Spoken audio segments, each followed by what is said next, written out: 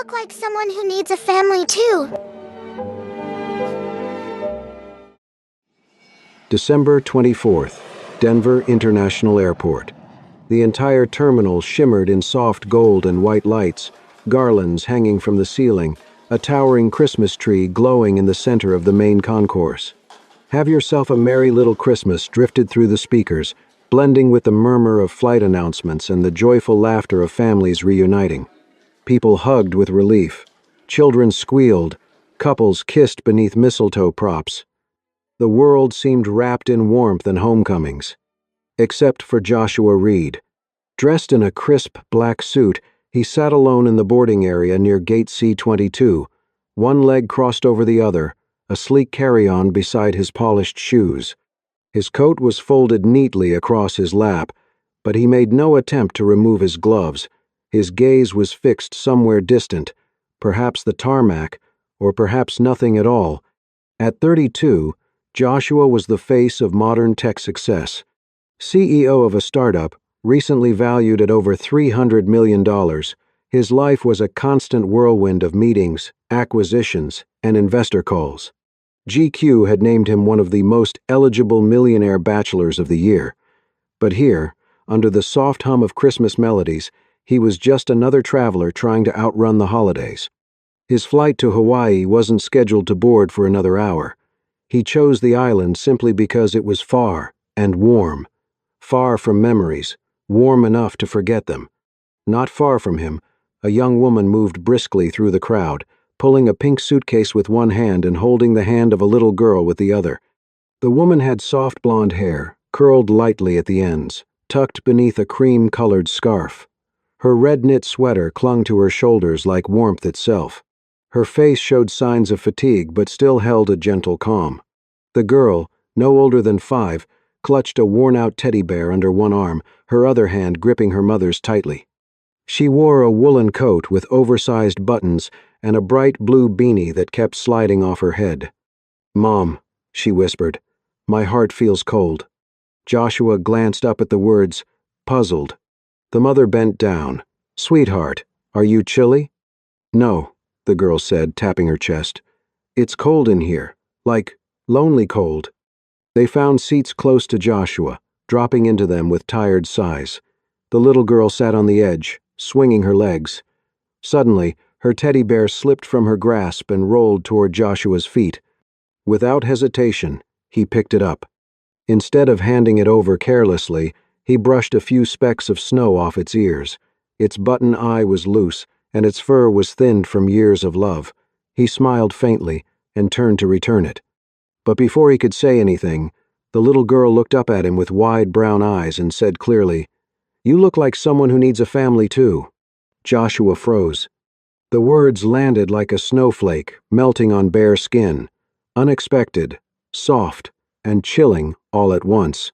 He blinked. "Do I?" he asked, voice low and unsure. The girl nodded solemnly. "Because you're sitting like Mommy used to." Her mother gasped quietly. "Emma." She turned to Joshua, embarrassed. "I'm so sorry. She's very honest." He shook his head gently. "No, it's all right. She might be right." The woman smiled apologetically. "Julia Bennett." "Joshua," he replied, extending his hand. They shook. It felt oddly significant. Joshua glanced at the departure board. "Stuck here tonight?" Julia nodded. "Flight got delayed till tomorrow morning. We were trying to make it to Aspen. Emma's grandmother lives there. But it looks like we'll be spending Christmas Eve in the airport." "Any luck with hotels?" he asked. She sighed. "None. Everything nearby is full." There was a moment of silence. Joshua hesitated. Then, carefully, he said, "I rented a furnished apartment near here for the layover. It's got 2 bedrooms. Warm. Quiet. If you and Emma need a safe place to sleep, it's available." Julia's eyes widened. Her hand instinctively reached for her daughter's shoulder. He lifted his hands. "No pressure. I know what it's like to be stranded and alone." She looked at him for a long moment. In that moment, she didn't see a tech mogul or a stranger in a suit. She saw something else, someone tired, kind, and honest. Before she could reply, Emma piped up cheerfully, "I told you, Mommy, he's a good guy." Joshua laughed, the sound surprising even himself. That night, after Julia and Emma had gone to sleep, Joshua remained awake. He sat on the sofa, elbows on his knees, eyes fixed on the frosted window as snow drifted silently outside. The small Christmas tree in the corner glowed faintly, casting soft golden reflections across the floor. For the first time in years, he didn't feel cold inside. Something about the air, maybe the quiet breathing of two people asleep in the next room, had warmed the familiar chill of December. He leaned back, rubbing his hands together. This wasn't the sterile silence of a hotel room or empty apartment. This was different. This was the kind of quiet that came from presence, shared space, shared breath. Joshua's childhood had taught him to expect distance. His parents divorced when he was 10. Christmas had become a split affair, one year with Mom, the next with Dad. 2 homes, 2 trees, 2 dinners. Everything doubled, except the part that mattered, being together. By college, he'd made a vow, build something no one could take away. So he built a business. A world of his own making, numbers, data, structure. By 23, his startup had taken off. At 30, it was worth hundreds of millions. Investors lined up. He had the world's respect. But no one asked why he worked through holidays, or why his calendar never included the word home. Then there had been Claire. They met in college. She stayed through the chaos of his early career. For a while, she'd been the one place he could land without feeling like he had to earn it. But once the business exploded, he began to vanish, chasing deals, skipping dinners, missing birthdays. One night, Claire sat on their couch and asked, "Do you love me? Or do you just love knowing someone's waiting when you come back?" He didn't answer. She left the next morning. Since then, love had felt like a liability, something soft in a world that demanded sharp edges. Christmas? Even worse. A season built on fragile dreams and glittering lies. But this year, something was shifting. Joshua reached into his wallet and pulled out an old photo. Faded around the edges, it showed his 8-year-old self between his parents, smiling under a tree. It was the last picture before everything fell apart. Every year, he looked at it on Christmas Eve, then put it away again. Tonight, he looked longer. From the hallway came the soft murmur of Julia's voice, soothing Emma. Then, a laugh, light, warm, like music. He rose and walked quietly to the guest room.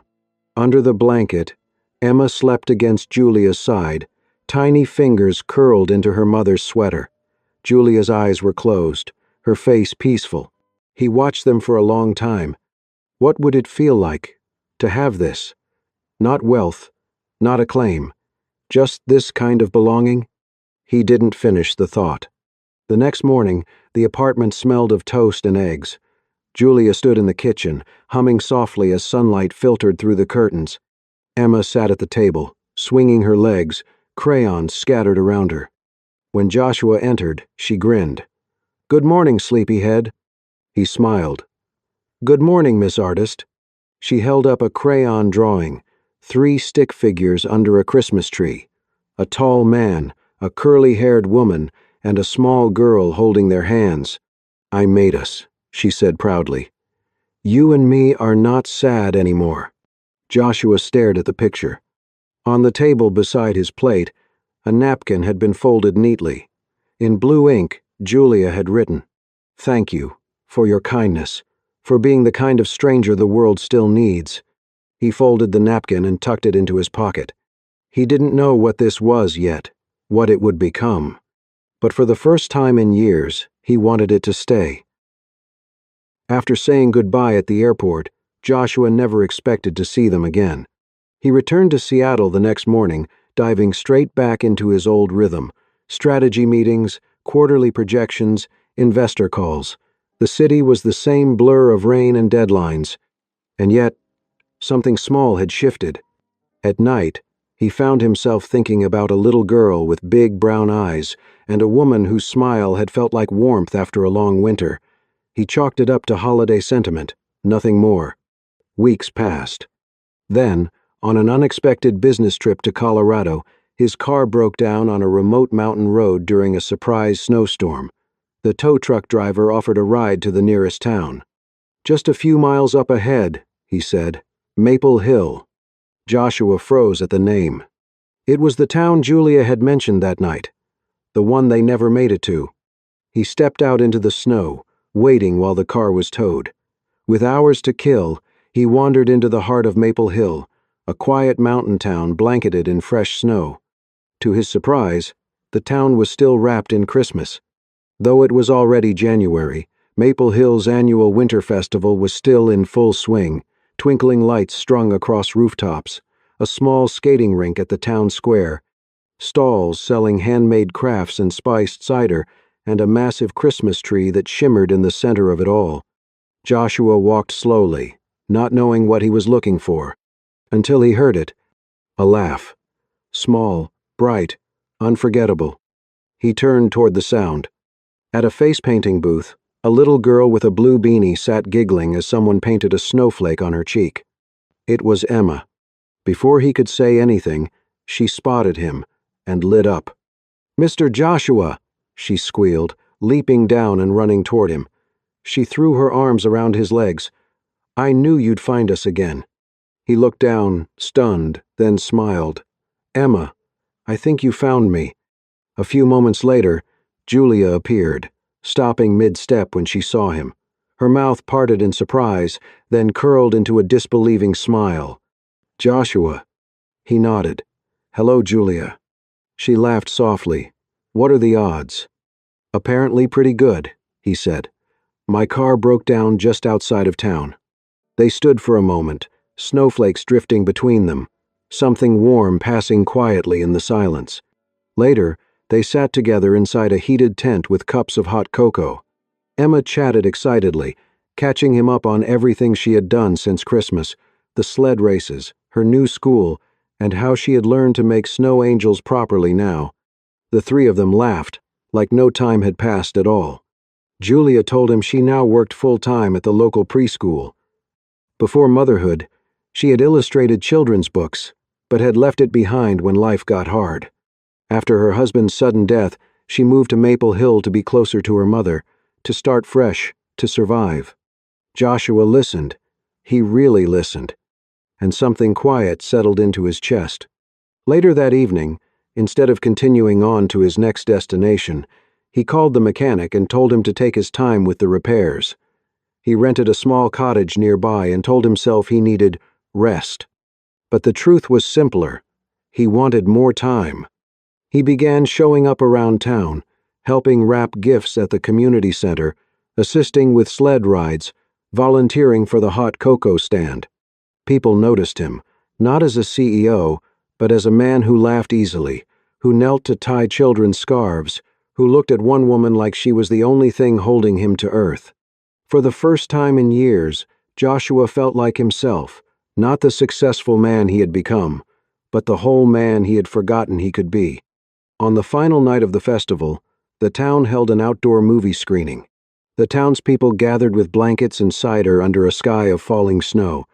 "It's a Wonderful Life" flickered on the screen. Julia and Joshua sat together in the crowd, Emma curled up in a blanket beside them, asleep before the movie ended. Partway through, Julia leaned her head gently on Joshua's shoulder. She didn't speak. He didn't move. He sat there, still and quiet, as emotions he hadn't dared name swirled inside him, tenderness, longing, fear, and something very close to love. Joshua decided to stay. What began as a brief extension turned into something more. He rented a small cottage just a few blocks from Julia's school, nothing extravagant, just a cozy home with a fireplace, old wooden floors, and a view of Maple Hill's snow-covered hills. He invited Emma over after school, at first just to play games or sip hot cocoa. Then, it became part of their rhythm. Joshua taught her basic piano, simple game coding, and how to make her own paper snowflakes. Julia hesitated at first. She had seen kind gestures fade before, But day after day, she watched Joshua show up, with no expectations, no strings, just presence. He didn't try to impress her. He simply stayed. Sometimes, after Emma had gone to bed, Julia lingered a little longer. They would talk, really talk, by the fireplace or over quiet cups of tea. Joshua opened up about his childhood. How every Christmas had been split between divorced parents, never whole. How he buried himself in work because it was the only thing he could control. How he had come to believe that holidays were just glossy distractions from loneliness. Julia listened. Then, in return, she shared her own story about cold nights with a feverish baby and no one to call. About letting go of her dream of being a children's illustrator to take a more stable job, about loving hard and losing fast. There were no grand declarations, just two people both shaped by grief, finding soft places to land in one another's company. Then came the day Emma got sick. Julia was exhausted, juggling work and care. Without warning, Joshua showed up at their door. He carried a thermos of warm chicken soup, a bottle of children's medicine, and a newly released picture book Emma had mentioned in passing. He did not stay.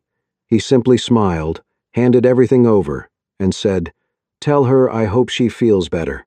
Julia stood in the doorway long after he left, heart aching. Her late husband had been loving, yes, but never this attentive, never this quietly thoughtful. A week later, without telling Julia, Joshua submitted a sample of her old artwork, illustrations she'd long ago buried in folders, to the creative team at his company. They were launching a new children's interactive book series and looking for artists who could bring emotion and warmth to the screen. The response was immediate. "This artist feels the stories," one director said. Julia received an email from the publishing department, offering her a flexible, remote position to illustrate a series of books, exactly the kind of opportunity she'd once believed no longer possible. She cried when she read the message. She never knew who sent the portfolio. One evening, after the town's Christmas concert, Joshua walked Julia and Emma home under a blanket of snow. Emma skipped ahead, humming the carols they had just sung. Julia walked quietly beside him. The snowflakes sparkled under the lamplight. The town was hushed and peaceful. When they reached her doorstep, she turned to him, cheeks pink from the cold. "I never thought," she began, "that a man who once hated Christmas could become the reason my daughter and I love it again." Joshua didn't answer right away. He didn't need to. He looked at her, really looked, and smiled. And for Julia, that was enough. Life in Maple Hill was beginning to look very different for all three of them. Joshua, once a man of rigid calendars and investor meetings, found himself slowing down, not because he was tired, but because, for the first time, he wanted to. He began spending more time in Maple Hill than in Seattle, letting his team handle the company's day-to-day. Every morning, without fail, he stopped by the preschool where Julia worked. He always brought fresh pastries from the bakery and coffee just the way she liked it, light cream, no sugar. And somehow, each time, he had a little surprise for Emma, too. A sticker sheet, a tiny snow globe, once even a puzzle box in the shape of a reindeer. "It's nothing," he would say, "just passing by." But it was never nothing. Julia noticed the pattern, the quiet consistency. He wasn't trying to win her over with grand gestures. He was simply there, and that presence, steady and kind, began to speak louder than any words. Emma, ever the emotional compass of the group, adored Joshua. She called him her young Santa and told her classmates that he had magic in his jacket pockets. One afternoon, her teacher assigned a short essay. "Write about someone you admire." Emma's response was simple and pure. "I like Mr. Joshua. He looks serious, but he has the warmest heart. He never forgets my favorite cookies, and he makes Mommy smile when she thinks no one's looking." Julia found the paper tucked inside Emma's backpack. She read it 3 times, then sat in silence for a long while, hand pressed over her heart. One snowy evening, Joshua knocked gently on Julia's door. "I have something for you," he said. He handed her a neatly wrapped book, handmade, tied with string. Inside was a collection of sketches, drawings of Emma Julia had created over the years, some from birthday cards, others from old notebooks. Somehow, he had gathered them all. He'd mounted each one on thick, textured paper, dated them, even added little captions based on what he remembered Emma saying at those times. On the inside cover, he'd written, "Some things deserve to be kept in more than a folder. Some belong in the heart." Julia didn't speak. Her eyes welled with tears. He didn't try to explain. He just smiled, gave her a quiet nod, and left her with the gift. Feelings deepened, but slowly, carefully. Julia, though touched, was cautious. She'd loved once and lost suddenly. The idea of opening her heart again terrified her. But Joshua never pushed. Instead, he showed up in small ways. When her fence broke during a storm, he fixed it before she even had to ask. When she got stuck in town one afternoon, he picked up Emma from school without hesitation. He never tried to step in as a father. He just helped. And Julia began to realize this man wasn't offering her a new life. He was offering to share hers. The town's winter festival returned in full swing that year. Snow blanketed the streets. Lights twinkled from every roof. Julia, Emma, and Joshua walked hand in hand through the market, sipping cider and sampling roasted chestnuts. That evening, a photographer roamed the square, snapping candids of families beneath the lights. The next day, one of the photos was pinned to the community board. Julia saw it while picking up groceries. In it, she, Emma, and Joshua were standing side by side watching a fire dancer. Julia had one hand on Emma's shoulder. Joshua stood close, smiling at them both. They looked like a family. She stood frozen in front of the photo, breath-catching. Not because it was perfect, but because it was true. In that captured moment, she didn't see herself as a single mom. She saw them, together, whole. And for the first time in a very long time, Julia let herself hope. It happened by accident. Julia had come by Joshua's place earlier than usual to drop off a scarf Emma had left behind. She let herself in through the back door, like she often did now, calling out softly, "Just me." She heard his voice before she saw him, on the phone, his tone polished, professional. "Yes, I'll be flying out to San Francisco in 2 weeks. Let's finalize the deal before the new quarter. I'll be based there most of the spring anyway, so I can meet with the full board in person." Julia stopped in her tracks. Her fingers curled around the scarf in her hand. The rest of the conversation was a blur. Numbers, projections, strategy. She backed out quietly, unnoticed. Later that evening, Joshua sat beside her on the porch swing, smiling. "I was thinking, what if you and Emma came to Seattle for Christmas? My house has more rooms than I know what to do with. I could show you the city, maybe even start a few new traditions." Julia hesitated. She looked down at her lap. Then, slowly, she shook her head. "I don't think that's a good idea." His smile faded. "Why not?"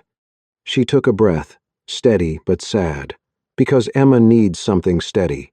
She's already lost so much. She doesn't need a man who might be here today and gone tomorrow." His eyes narrowed, confused. "What makes you think I'd disappear?" "I heard your call today," she said quietly. "San Francisco, spring, full board meetings, deals. It sounded permanent." Joshua leaned forward. "Julia, that was about expanding the company, not leaving Maple Hill. I haven't even decided if—" "But you could decide," she cut in. "And that's just it, Joshua. You can leave whenever you want. We can't." He stared at her, stunned. "I let myself believe this meant something," she continued, voice trembling. "But maybe Maple Hill was just a place for you to rest. A quiet stop before you go back to your real life." Joshua stood up, hurt, flashing in his eyes. "That's not fair." "I have to protect her," Julia said, standing too. "Even if it means walking away from something I—" She didn't finish the sentence. She couldn't. And before he could say anything more, she turned and walked inside, leaving him on the porch, the wind biting through his coat like regret. That night, Emma sat on her bed, arms crossed, eyes red. "She thinks she's protecting me," she sniffled. "But I don't need protecting. I finally found someone like Dad, someone kind," and she pushed him away. Julia sat beside her, stroking her daughter's hair, but her chest ached with every word. I don't want you to get hurt, sweetie." Emma looked up. "But what if you're the one hurting us now?" Julia had no answer. Joshua returned to his rental house. It felt colder than ever. The firewood pile untouched, the tree in the corner still bare. He opened the drawer of his desk and pulled out Emma's school essay, the one where she'd written about his warm heart.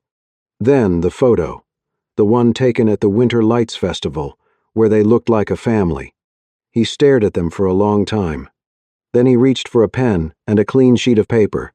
He wrote slowly, carefully, every word measured and true. "Julia, I don't know if I can be the perfect father or the perfect partner. But I know this, I'm not going anywhere, not unless you ask me to. These weeks with you and Emma have changed me. I came here running from everything I thought I did not need, but it turns out all I ever wanted was what I found in Maple Hill, with you. Please don't shut the door on something that feels this real. I will stay, if you'll let me, Joshua." He folded the letter, slipped it into an envelope, and placed it gently outside Julia's door. Then he walked back to his cold, quiet house, and waited. The letter arrived 2 days after the silence began. Julia found it in the mailbox, wedged between grocery coupons and an overdue electricity bill. She might have overlooked it entirely if Emma had not spotted the familiar handwriting on the envelope and gasped. "It's from him," Emma said softly. Julia's fingers closed around the paper, her breath catching. She hesitated, tracing her name with her thumb. Something warm and heavy settled in her chest at the same time.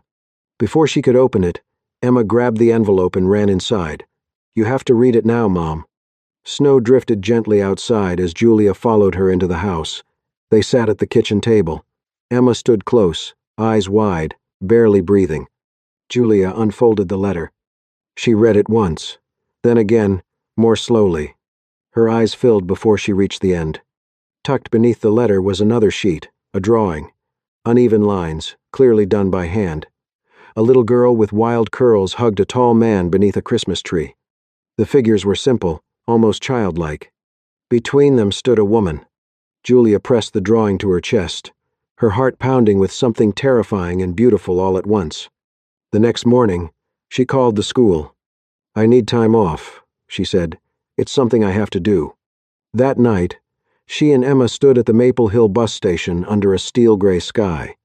Emma carried her favorite backpack, and the old teddy bear Joshua had once returned to her. "I'm giving this back," Emma said. "It belongs where the family is." The bus pulled away, headlights cutting through falling snow. They rode quietly, fingers intertwined. Halfway through the trip, Julia whispered, "Are you sure about this?" Emma leaned against her shoulder.